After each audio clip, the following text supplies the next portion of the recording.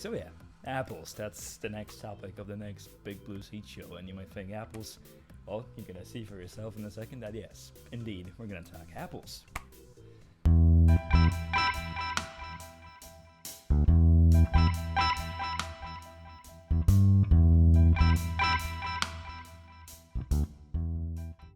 Okay, so as we all know, apples have been with us for ages and they're pretty much in the base of our history, dating back all the way to the Bible and to the very beginnings of the human beings themselves, Adam and Eve. As we all know, the apple was the forbidden fruit that was tried by them, and it resulted in them getting kicked out of Eden.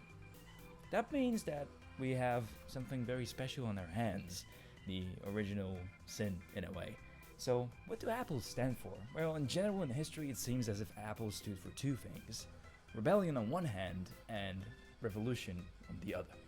Okay, so rebellion and revolution. So the sin was in a way a revolution itself because it didn't technically happen before. And it was also rebellion because somebody was guided the wrong way by, well, we know this story and I don't have to even tell it. If you're into religion especially, then you'll know what I'm mentioning here. But nevertheless, revolution and also rebellion. Those two things have always been associated with apples for some reason, and apples, yeah. So, I'm not a bloody jerk and I won't talk about apples for the whole day because that doesn't make any sense. We all know it's a fruit, we all know where it grows in those apple trees, and we know its origins if we want to trace those. We're just gonna look online and look for that. What I want to talk about though is how does apple and stuff, revolutionize. And I think you know where the hell we're going here. So, apples have been revolution and rebellion, but they also been failure in many ways, since getting kicked out of Eden is pretty much a big deal, a problem indeed.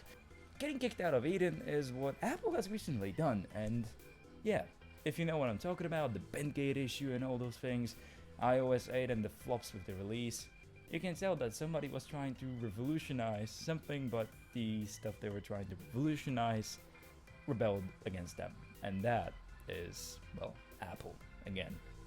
Oh, not this kind of Apple, maybe this one more, but nevertheless, revolution and rebellion coming along pretty well, and yeah, it doesn't work out too well. So an apple a day keeps Putin away. What I mean by that is that Poland recently had a big deal with Russia, and since the crisis in Ukraine is still going on, it's still escalating, we all know about it. Putin has decided to respond to all the sanctions that the West has put on him, and responded with a pretty big one, blocking the Polish fruit market, especially the apple market, from exporting into Russia.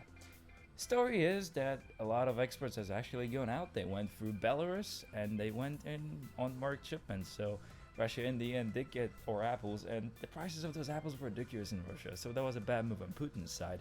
But again, apples, rebellion, and revolution in some way.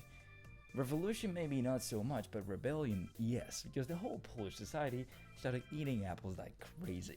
These things went selling out in weeks, and I'm dropping it for some reason because gravity. And gravity is not my best friend, as some people know. But nevertheless, these things went selling like crazy, and everything that was made with apples, so for example pancakes, also alcohol, the famous Polish cider, all of that just went selling out in an instant. So somebody failed trying to induce a problem with apples, that sin that Putin did, and introduced a whole new revolution in Poland by basically making a stupid mistake in terms of economy. So the Polish economy got a boost because of apples, and because they were basically banned from a country that, we exported them to. Congratulations, Putin. Those goddamn apples, where do they come from? And why do they start at the base and go all the way to the top?